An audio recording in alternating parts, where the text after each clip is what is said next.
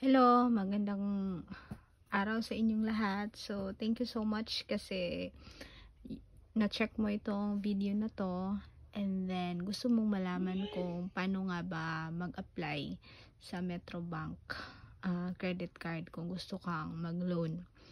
Actually, sa akin is nakapag-loan na ako sa Metrobank credit card for I think mga 8 beses. 8 beses, hindi ko na siya matandaan kasi matagal-tagal na din kasi akong gumagamit ng credit card nila. And pag goods yung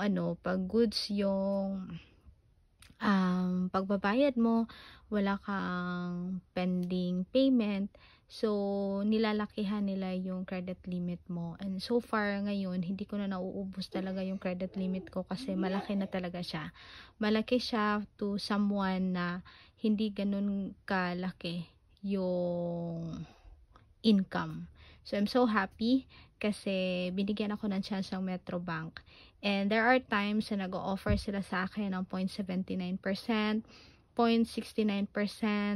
0.80%. So nakadepende siya kung ngayong month na ito ano yung kumbaga naka-promo sa kanila kung magkano yung interest rate. So again, tuturuan ko kayo kung paano nga ba mag-loan.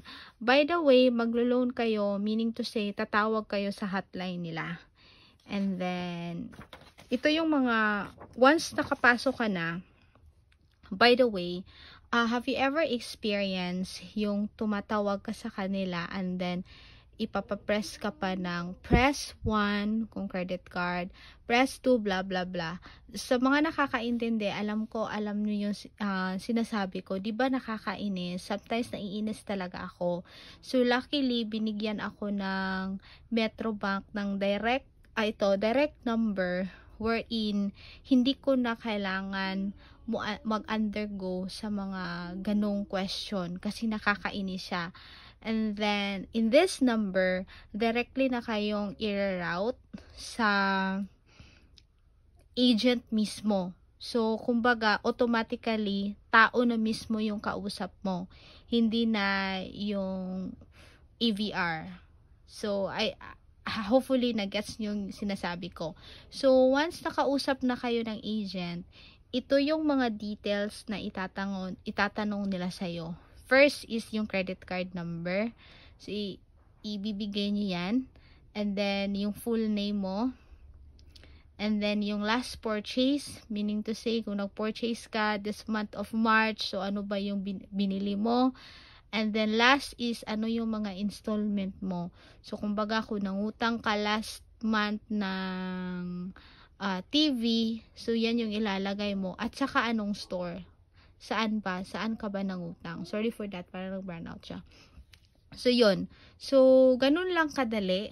Kakausapin kayo ng agent, magkano yung mauutang mo, depende sa credit limit mo, and then, ganun lang kadali. Ayun. Nawala yung nakakatawa. Nawala yung ilaw. Anyway, so yun na nga, ganun lang talaga kadali mangutang sa Metrobank. Hopefully nakatulong ito and hopefully directly na kayong tatawag sa number na yan para at least ma-avoid niyo yung mga ganung tanong, and then easy lang yung pag-apply, and then you will just wait for 3 days and then meron na kayong i-directly na siyang i-deposit sa savings nyo. 3 to 5 business days. Depende sa amount na uutangin nyo.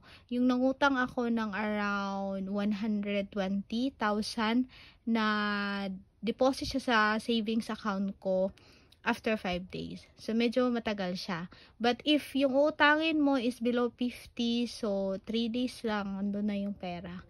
So, ganun kadali. And just to remind you, pag mangungutang po kayo sa Metrobank, meron po silang 350 na service charge or processing fee. So, after that, magsa-start na yung installment mo. So, yun lang ang video na to. So, pasensya na kung nawala yung ilaw, brown out pala. So, thank you so much and I hope nakatulong ako sa video na to. Bye-bye!